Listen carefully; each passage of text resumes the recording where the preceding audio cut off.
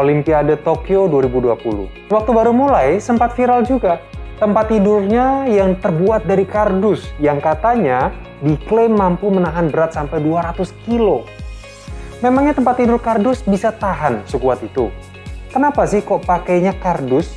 Apa Jepang sebagai tuan rumah tidak mampu menyediakan ranjang yang biasa gara-gara pandemi ini? Nah, kita akan bahas bersama dalam Jurnal Inspirasi kali ini.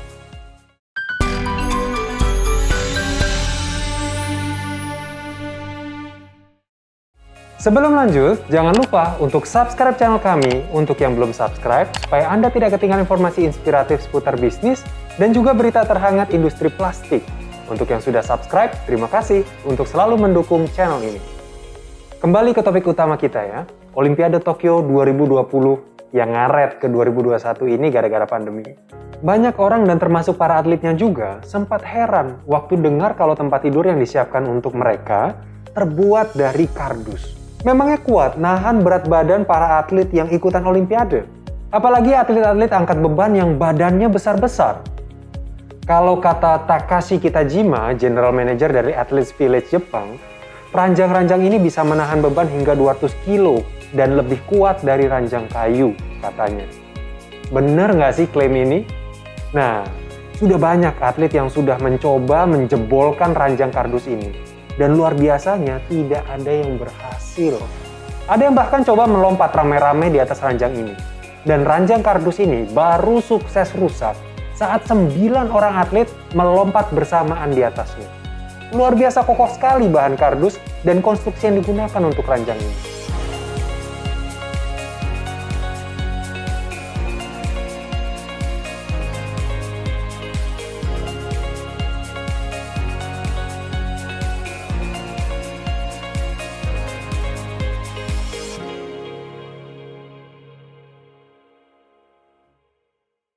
Walaupun kuat, banyak yang bertanya-tanya, kenapa sih kok Jepang memilih ranjang kardus yang kelihatannya murah ini daripada ranjang yang biasa digunakan? Sebenarnya ini adalah bagian dari upaya Jepang untuk menjadikan Olimpiade kali ini sebagai Olimpiade yang ramah lingkungan. Target Jepang dalam Olimpiade kali ini adalah merecycle 65% sampah yang dihasilkan selama acara ini berlangsung dan mendaur ulang 99% barang-barang yang dipakai selama Olimpiade Tokyo ini, termasuk tempat tidur para atlet. Karena bayangkan, untuk acara ini saja, pihak Jepang harus menyediakan 18.000 ranjang untuk para atlet dan tamu yang akan datang. Nah, setelah Olimpiadenya selesai, dan semua atlet dan tamu tersebut pulang, harus dikemanakan ranjang-ranjang tersebut? Makanya daripada terbuang percuma, Jepang menggunakan bahan kardus yang gampang didaur ulang setelahnya. Atau mereka memang berencana menyumbangkan ranjang-ranjang tersebut ke berbagai organisasi internasional. Dengan bahan kardus yang kuat dan ringan seperti itu, akan sangat mudah sekali membongkar pasang dan mengirim ranjang-ranjang tersebut ke berbagai belahan dunia. Benar-benar rancangan yang elegan sekali. Tidak hanya ranjangnya, matrasnya pun dibuat dari bahan yang dapat didaur ulang. Matras yang dirancang dan dibuat oleh perusahaan Airwave Inc. ini, kalau kita buka sarung matrasnya, itu terdiri dari 3 balok plastik elastis yang terbuat dari serat polietilin dan dapat disesuaikan tingkat kekakuannya tergantung permintaan si atlet. Jadi sama seperti ranjang kardusnya, matrasnya pun bisa didaur ulang. Dan kalau perlu, bisa dikirim kemana-mana dan sangat mudah pengirimannya. Keren ya? Itu baru dari ranjangnya saja. Jepang sebenarnya menggunakan banyak sekali bahan daur ulang dalam berbagai aspek Olimpiade ini. Baju yang Anda lihat digunakan para pelari pembawa obor Olimpiade terbuat dari bahan daur ulang botol plastik. Podium yang digunakan saat penyerahan medali kepada para pemenang juga terbuat dari daur ulang sampah plastik yang dikumpulkan di berbagai perkotaan dan juga dari lautan. Bahkan medalinya sendiri, medali emas, perak, dan perunggunya juga adalah hasil daur ulang limbah peralatan elektronik yang disumbangkan masyarakat Jepang.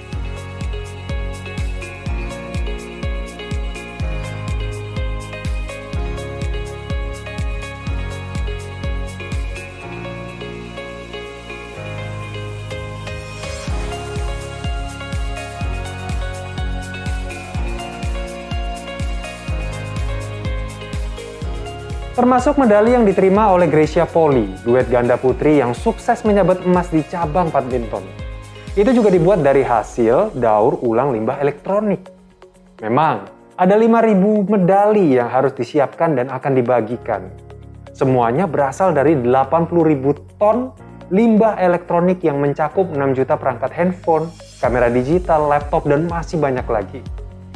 Dari sampah elektronik yang segunung tersebut, pihak penyelenggara Jepang berhasil mengekstrak 30 kg emas, 4,1 ton perak, dan 2,7 ton perunggu. Dan hasil ekstraknya, ini yang dicetak menjadi medali-medali yang diberikan kepada para pemenang Olimpiade tersebut.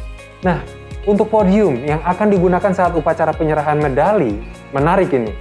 Pihak Jepang bersama dengan Komite Olimpiade menjalin kerjasama dengan perusahaan Procter & Gamble alias P&G untuk menyelenggarakan program Podium Project yang memiliki target mengumpulkan 1,5 juta sampah plastik yang akan didaur ulang dan digunakan untuk memproduksi podium-podium yang akan digunakan nanti. Karena itu, ada banyak sekali kotak pengumpul sampah plastik yang disediakan, di mana orang-orang bisa memasukkan sampah plastik berbahan polietilin atau PE dan polipropilin atau PP mereka ke dalamnya. Dan disebar juga di lebih dari 113 gedung sekolah dan juga 2.000 lebih outlet Aeon. Retail chain Jepang yang ada juga ya, mallnya di BSD City dan juga Jakarta Garden City di Indonesia sini ya. Tidak hanya itu, pemerintah Jepang juga meminta warganya untuk mendonasikan perabotan plastik rumah tangga mereka yang sudah tidak digunakan lagi tentunya untuk bisa didaur ulang. Sebuah undangan yang disambut baik dan disambut hangat didukung penuh oleh masyarakat Jepang. Kemudian, sebagai bagian dari gerakan Clean Seas, sampah-sampah plastik yang tersebar di lautan juga dikumpulkan oleh pihak P&G dan disatukan dengan sampah plastik lainnya yang sudah terkumpul. Proyek pengumpulan ini dimulai dari Juni 2019 dan sukses mencapai targetnya hanya dalam jangka waktu 9 bulan saja di Maret 2020. Podium Project dari Tokyo 2020 ini adalah contoh yang bagus untuk menunjukkan bahwa kegiatan Olimpiade harusnya dapat menginspirasi perubahan yang sustainable di kota dan negara tempat acara itu diselenggarakan. Kata Marisa Lois, Director for Sustainability dari International Olympic Committee.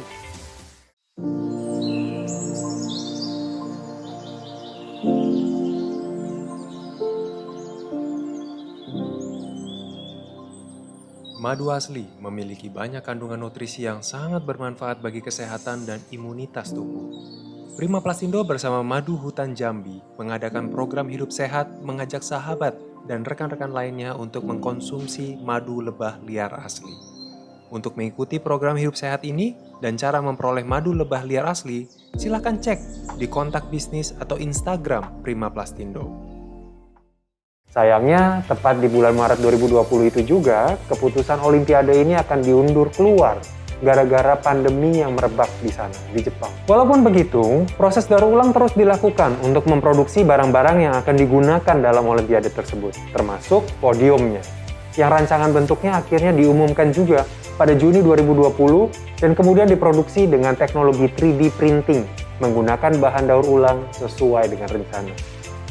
Hasilnya kita bisa lihat dari podium yang sederhana namun elegan yang digunakan dalam upacara-upacara penyerahan medali saat ini. Setelah acara ini selesai pun, podium-podium dan berbagai peralatan plastik tersebut akan dikumpulkan lagi oleh pihak P&G untuk dapat didaur ulang kembali menjadi kemasan sabun, kemasan sampo mereka.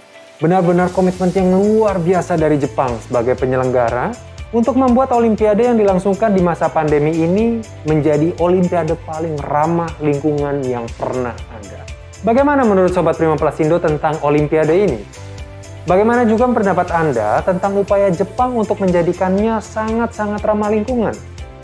Tinggalkan pendapat Anda di kolom komentar di bawah dan jangan lupa untuk subscribe agar Anda tidak ketinggalan video selanjutnya dari kami.